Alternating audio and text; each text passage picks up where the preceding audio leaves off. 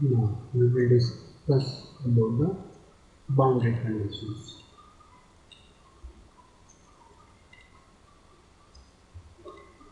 If you observe the heat conduction equation, it is of the second order in a space and first order in time.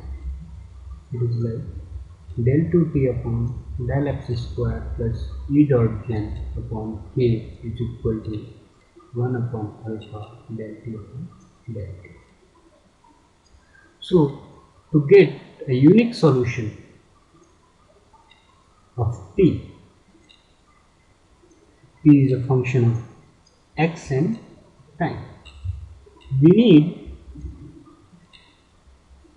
some boundary conditions and initial conditions. Since in GATE syllabus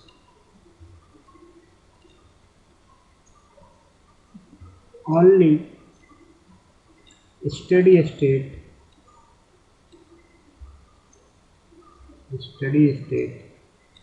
heat conduction is given, so we only require boundary conditions to get a unique solution. So the boundary conditions can be prescribed in various forms. The first form is the prescribed temperature. Let us say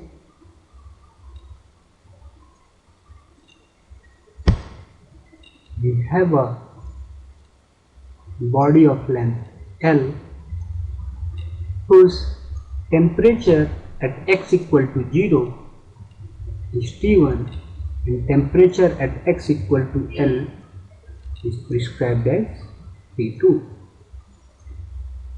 Then this kind of boundary condition is known as the prescribed temperature boundary condition, and it is written as at x is equal to 0, T is equal to T1, at x is equal to 0, T is equal to, at x equal to L, T is equal to T2. Another form of boundary condition can be as prescribed heat flux. Prescribed heat flux. Consider a body of length L whose heat that is being conducted at x equal to 0 is given. Similarly, heat that is being conducted at x equal to L is given as Q dot L and Q dot 0. So this is also a kind of boundary condition, and we can write this as minus K del T upon del x at x equal to 0 is Q dot naught, and minus K del T upon del x at x equal to L is Q dot L. The third kind of boundary condition is convection boundary conditions. Convection boundary conditions. Consider a case or a situation where heat that is being lost from the surfaces of the body is known, that is Q dot convection at x equal to L and Q dot convection at x equal to 0 we know.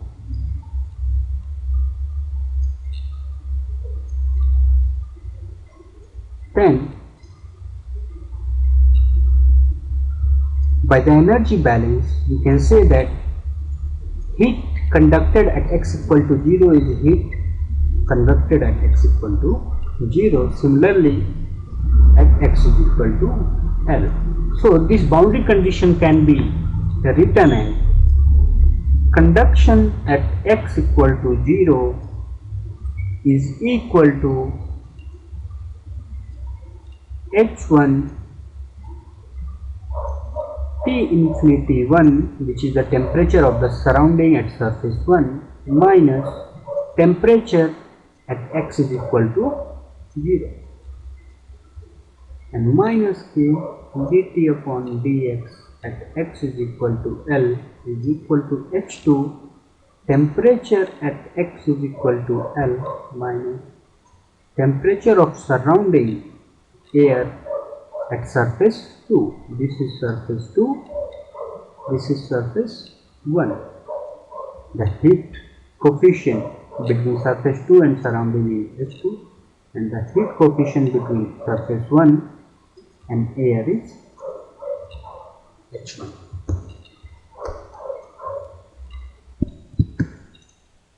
Fourth type of boundary condition is interface boundary conditions. Interface boundary conditions. Let us say you have a component which is made of two materials. The two materials mix at a point x is equal to x0. The total length is L. So this is x, this is t. At the interface, let us say this is material A, this is the material B. Material A has conductivity K, material B has conductivity Kb, and the temperature profile in material A is given by Ta at any distance x. Similarly, in B it is given as Tb at any distance x. So, for the continuity at the boundary, temperature of A should be equal to temperature of B. That is, temperature of A at x is equal to x0 is same as temperature at B x is equal to x0. This is the first condition. And the second condition should be, if it is a steady state problem, so heat conducted from A at x is equal to x0, that will be conducted into the material B, that is minus Ka del Ta upon del x at x is equal to x0. This should be equal to heat conducted into material B at x is equal to x0. This is known as the interface boundary condition. So, for solving heat conduction differential equation uniquely, we need any one of these boundary conditions. Once we have the boundary condition, we can solve the differential equation. Now, we will consider the 1D steady state heat conduction equation, heat conduction without any heat generation. Okay. First one is, consider a plane wall. Consider a plane wall of thickness L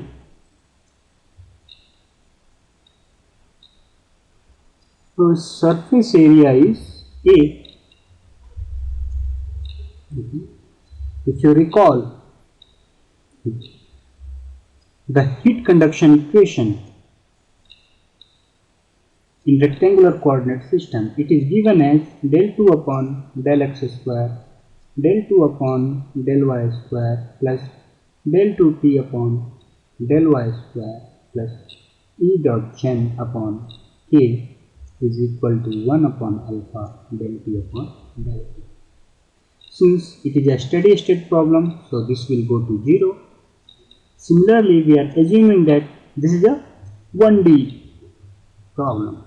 So, variation in y and z direction, this is also 0. And we are saying that without any heat generation. So, E dot gen is also going to 0. That means we have a differential equation is del 2t upon del x square is equal to 0. Let us say this wall has thermal conductivity K.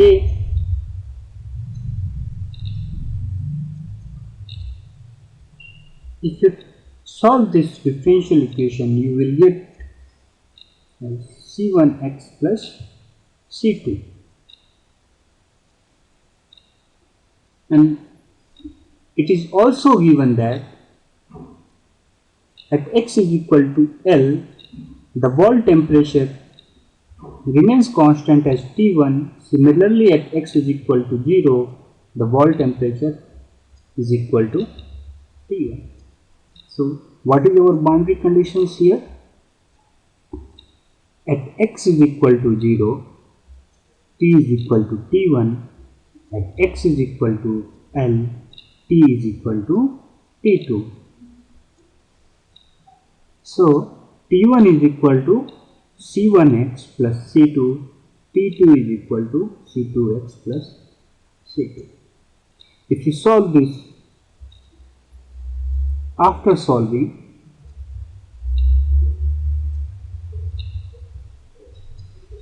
we will get C1 is equal to T2 minus T1 upon L and C2 is equal to T1. Therefore, temperature variation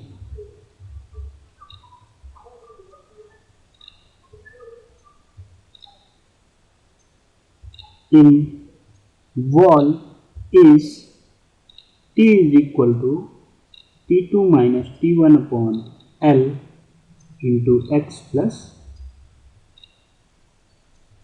T1.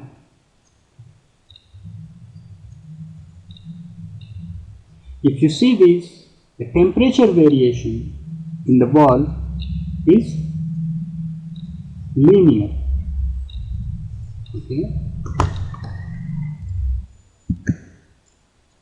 Now, the heat conduction equation can be given as minus Ka dt upon dx at x is equal to 0. So, dt upon dx at x equal to 0 is how much? T2 minus T1 upon L.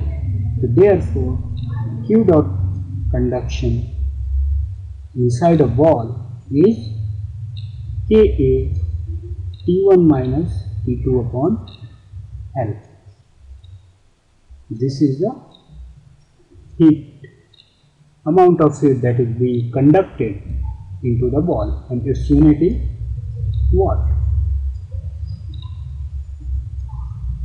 We can rewrite this equation Q conduction wall as T1 minus T2 upon L upon Ka. If you equate this equation from I is equal to V by R, Ohm's law. This is Ohm's law. So, if we do the compare, then we can say temperature difference T1 minus T2 corresponds to voltage drop, and similarly L upon Ka corresponds to thermal resistance, and Q dot conduction is current. So, Q dot conduction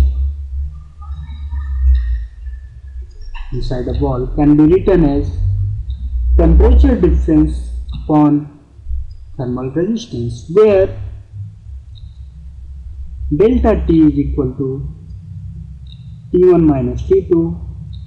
R thermal is known as thermal resistance to conduction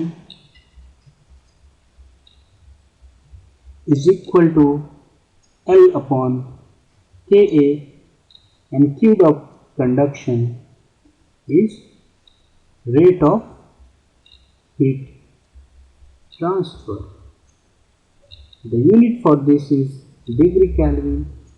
The unit for thermal resistance is per Kelvin, Kelvin per watt, and for heat transfer it is watt.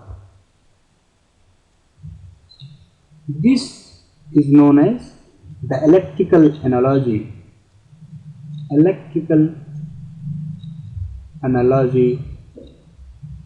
of heat transfer.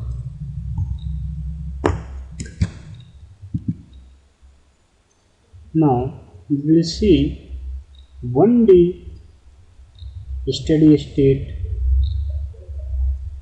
conduction in cylindrical cell. Consider a cylindrical cell of inner radius Ri or R1 and outer radius R2. So this is our inner radius R1 and this is our outer radius R2. R1 is equal to inner radius, R2 is equal to outer radius. Okay.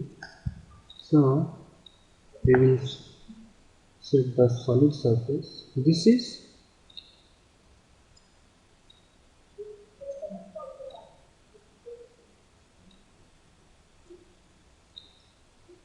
the cell. This is the solid portion, and this one is the hollow portion. Let us say the conductivity of the cylindrical cell is K. If you remember the 1D conduction equation in cylindrical coordinate system, it is given as del upon del R, Kr del T upon del R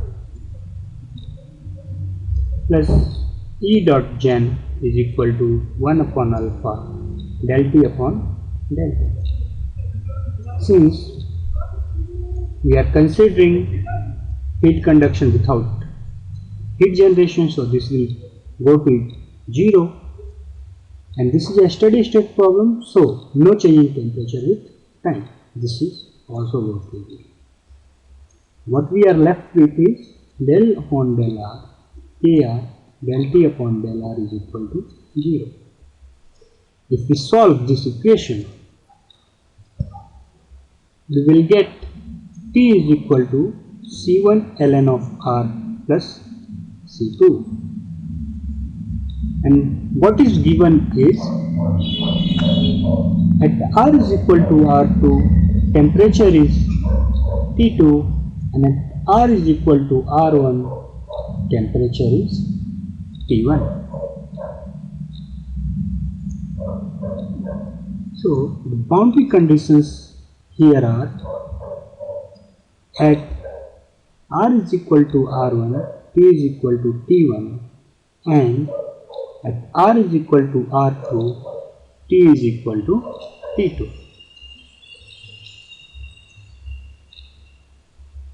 After solving, we will get C1 and C2 as C2 is equal to or we can directly write P is equal to T2 minus T1 upon ln of R2 upon R1 into ln of R plus T1. This is the temperature variation profile, temperature variation in solid portion of cylindrical cell, and this variation is logarithmic temperature variation. So the heat that is being conducted through this cylindrical cell can be found out as minus Kr del T upon del R at R is equal to R1. We will get by this as 2 pi Kl into T1 minus T2 upon ln of R2 upon R1. Q dot conduction through cylindrical cell of radius R1 and R2. If we see the Q dot conduction through cylinder carefully, we can write it as T1 minus T2 upon ln of R2 upon R1 upon 2 pi Kl. In electrical analogy term, we can say the thermal resistance of the cylinder is given as R2 upon R1 upon 2 pi Kl. This is important. Now consider a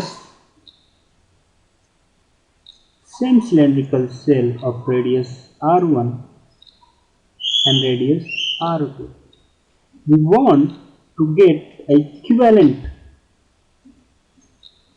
slab of thickness R2 minus R1 across which temperature drop is T1 minus T2.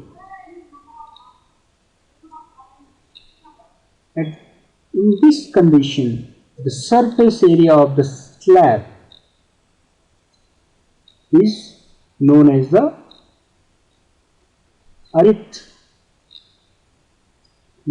logarithmic mean area of cylinder. So the heat transfer here is given as 2 pi Kl T1 minus T2 upon ln of R2 upon R1. This can be written for the slab as T1 minus T2 upon L upon Ka. Let's say its thermal conductivity is same as the cylindrical cell.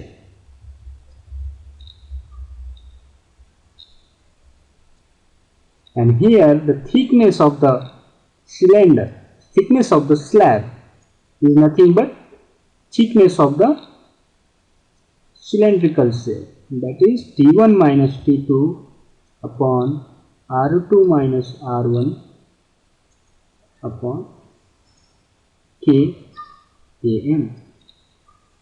So we get this Am as R2 minus R1 upon ln of R2 minus R1, which can be written as, this can be written as, what is this? 2 pi R2L minus 2 pi R1L upon ln of 2 pi R2L upon 2 pi 1L. This is nothing but outer surface area minus inner surface area upon ln of outer surface area upon inner surface area. So, logarithmic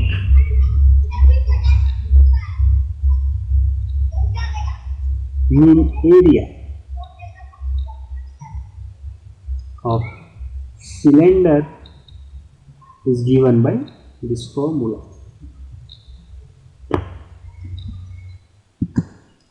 Now we will discuss the 1D heat conduction through a spherical cell. A spherical cell. Consider a spherical cell of inner radius R1 and outer radius R2. This is the inner radius R1, this is the inner radius R2. Outer radius, inner radius. Let us say the thermal conductivity of this material is K, which is constant. We are assuming only 1D heat conduction, that is temperature is a function of R only.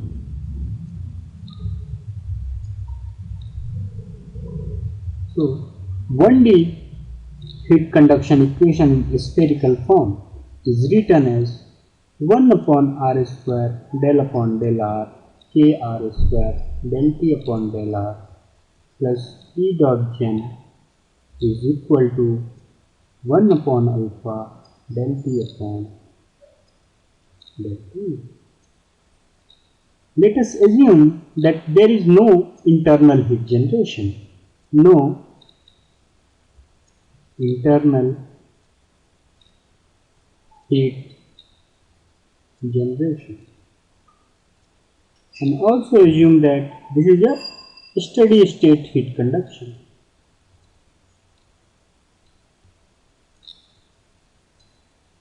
So because of steady state, this term will go to 0, no heat generation, this term will go to 0. So we are left with del upon del R K R square del T upon del R is equal to 0. If we solve this equation, we get T as minus C1 upon R plus C2. It is also given that temperature at R is equal to R2 is T2 and temperature at R is equal to R1 is T1. So boundary condition here are at R is equal to R1, T is equal to T1, at R is equal to R2, T is equal to T2. If we do the lengthy manipulations, we will get, after lengthy manipulation, we get T is equal to T1 plus T2 minus T1 R minus R1 upon R2 minus R1 into R0 upon R. If you see carefully, this temperature variation is a hyperbolic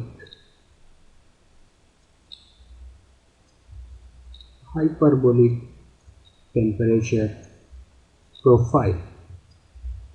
Okay, and Q dot conduction can be found out as minus KR del T upon del R at R is equal to R1, and we get it as 4 pi K R1 R2 upon R2 minus R1 T1 minus T2. So this is a formula for heat conduction through a spherical cell. And from the electrical analogy, we can say that thermal resistance of a sphere is given as R2 minus R1 upon 4 pi k R1 2.